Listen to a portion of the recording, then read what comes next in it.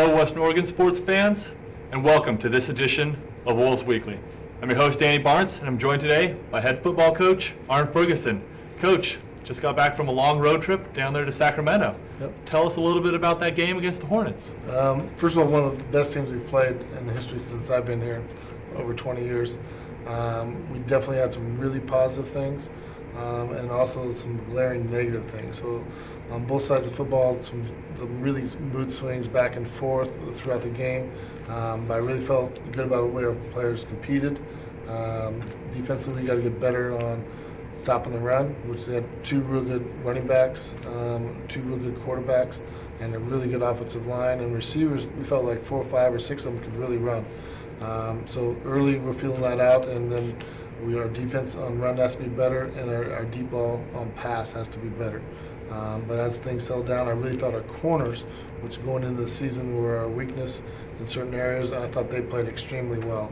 Then on the opposite side, we really got some things going. Demario Ballard had a great game, over 100 yards, but then we'd shoot ourselves in the foot. We had crowd down noise. and 7 at the We Hornet tried to 20-yard line. simulate Robinson practice, locks and it, then, throws near side. We also had a situation where some calls were being made and those type of things. We didn't adjust and think fast enough, and we jumped off sides numerous times. It really took some great offensive momentum away. But we felt like Kylie McCray did a great job running the football at times, and so did Darryl Valdez. And AJ was really consistent, and if we could have had a couple more caught balls, would have been one of his better games that he's ever played. I mean, he's only played 2, but just even throughout practice, so we thought some really positive things come through. Our O-line protection response was good. We have to be more consistent. So it's really going up and down. So some really good, great things, and then some really poor things. Against probably one of the best opponents we've ever played.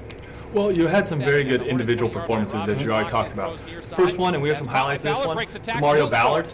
He had 111 yards on catches. And then you had Justin Orr, which we just see going in for the touchdown right there, had 3 catches, 83 yards, including that long one. Tell us a little bit about your receiving core and how they're coming along. Well, first of all, everything depends on the protection, which is really good. And then our quarterback delivering the football, which we felt he got better throughout the game. And he got hit a couple times, pretty good hits, and able to stay in there and keep getting better. But Demario Ballard creates a matchup problem for anybody. To see him play well, and also created, as you saw Justin Orr come to the middle, that's because that extra safety's going over top of Demario, trying to double team him, which creates an open space for Justin Orr. And we also know it's a football, it's a team game. It's not just about one position being good. So talk to us a little about your running game and how that maybe is helping your wide receivers and the production you've been getting out of Darryl Valdez these first 2 games. As you see, Darryl pops one. We like Darryl's speed. He's got good speed. Needs to keep his feet a little bit. Great energy.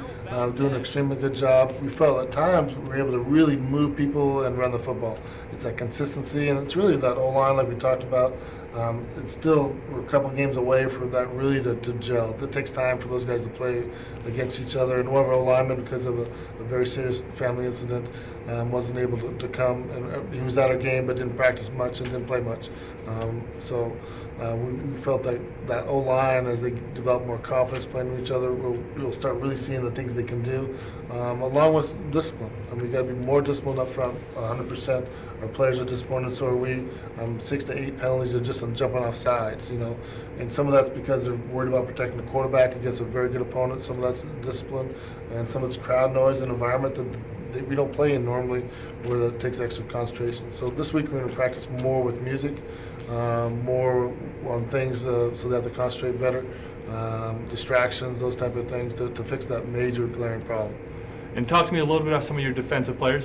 First of all, we have a highlight right here of Kalani Zoller getting into the quarterback. Tell us a little bit about your defensive line play and how that's always an important issue. Yeah. Actually, what you see right here is our corner, Isaiah Buchanan, tipping the ball, and Caleb Singleton has one of the best returns I've seen.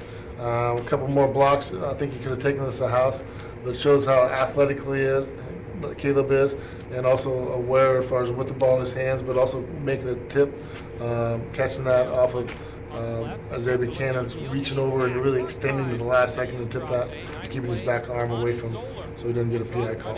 And we know that Caleb Singleton's one of your anchors in your defensive backfield right now, being a senior, a 4-year starter basically, and two-time all-conference player. So he's doing some really good things on run and pass. We still don't think he's playing the best football he can play, so we're excited to see his improvement this week and throughout the next. As you're talking about improvement there, I'd like to see just talk to you about a couple of your different units here, your offense, defense, and special teams. Just kind of see how they're coming along to this point in the year when you've had 2 games to feel them out, but right before you really get into the thick of your GNAC schedule. Yeah. First of all, the teams we play will be somewhat similar to Sac State. We think Humboldt is going to be very good, Central will be very good, Dixie's getting better. So even though we have a chance of seeing all of them on film, we know that we got to play to this caliber. We felt Sac State had probably the most overall talent of speed we've ever seen in every positions. So that's a really good preparation for us. We got to find a way to be successful. The number one way to be successful is more discipline on the offensive side and just simple execution, playing catch, and making sure we get our blocking assignments. We feel good about our talent on offense. We just have to execute better and be more disciplined. Defensively, our D-line, we had 3 starters pretty much had to stay home because of injuries on this game, which really hurt us. We really feel our D-line needs to be our strength, and they can't get worn down. And we need those 3 guys back and healthy this week to really make an impact on our D-line and get our linebackers a little more physical. And we just hope our corners keep progressing. We see DeMario here make a huge play and see the athletic ability that he can do. So we need to give our offense more chances to get that ball in playmakers that we do have on offense. And we have quite a few. So we're very pleased with that, with its consistency on offense. And really, our up front run versus the run has to get much better.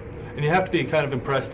Only 2 opportunities, but Kelly Morgan's made 2 long field goals this year. Yeah, Kelly Morgan, we've changed how he practices. He has 2 or 3 times throughout a practice that he has to make one kick, and that's really helped him. We don't really kick him multiple times. It's just he's been very, very productive on things.